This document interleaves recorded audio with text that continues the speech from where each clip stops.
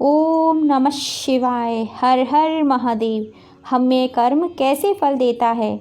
भगवान कहते हैं मनुष्य अपने द्वारा ही किए गए कर्मों का फल पाता है। एक दिन की बात है, एक राजा ने अपने 3 मंत्रियों को दरबार में बुलाया और तीनों को आज्ञा दी कि एक एक थैला लेकर बगीचे में जाएं और वहां से अच्छे अच्छे फल जमा करके तीनों अलग अलग बाग में लेकर आएं। पहले मंत्री ने प्रयास किया कि राजा के लिए उसकी पसंद के अच्छे अच्छे और स्वादिष्ट फल जमा किए जाएं। उसने काफ़ी मेहनत के बाद बढ़िया और ताज़ा फलों को थैले में भर लिया। दूसरे मंत्री ने सोचा राजा हर फल का परीक्षण तो करेगा नहीं, इसलिए उसने जल्दी जल्दी थैला भरने में ताज़ा, कच्चे, गले, सड़े सभी प्रकार के फल भर लिए। तीसरे मंत्री ने सोचा राजा को तो सिर्फ भरे हुए थैले से मतलब होगा, वो खोल कर देखेगा भी नहीं कि इसमें क्या है।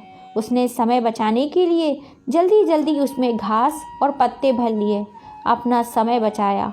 दूसरे दिन राजा ने तीनों मंत्रियों को दरबार में बुलाया, उनके थैलों के साथ। दरबार में उनके थैले खोलकर बिना देखे ही राजा ने आज्ञा दे दी कि तीनों को उनके थैलों सहित दूर स्थान के एक जेल में 15 दिनों के लिए कैद कर दिया जाए। अब जेल में उनके पास खाने पीने को कुछ नहीं था सिवाय उन फल से भरे हुए थैलों के, जो जिस मंत्री ने अच्छे अच्छे फल जमा किए थे वो आनंद से खाता रहा और 15 दिन व्यतीत हो गए। फिर दूसरा मंत्री जिसने ताज़ा कच्चे फल सड़े फल जमा किए थे वे कुछ दिन तक तो ताज़ा फल खाता रहा, फिर उसे सड़े फल खाने पड़े जिससे वह बीमार पड़ गया और बहुत ही उसे कष्ट उठाने पड़े। वहीं तीसरा मंत्री जिसने थैले में सिर्फ घास और पत्ते ही जमा किए थे वो कुछ ही दिनों में भूख से मर गया।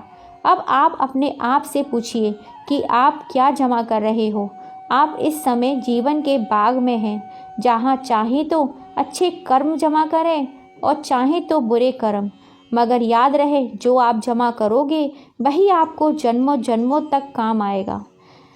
प्रिय दोस्तों, इसी पर आधारित अब हम आपको दूसरी कथा सुनाने जा रहे हैं। ना जाने हमें किस मोड़ पर प्रभु मिल जाएं।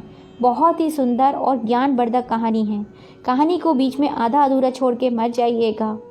एक बार की बात है, एक संत एकानंद अपने शिष्यों के साथ काशी में रामेश्वर की यात्रा पर जा रहे थे। उनके हाथ में एक कमंडल था जिसमें गंगा जल भरा हुआ था। गर्मी का समय था, मीलों तक पानी नहीं था।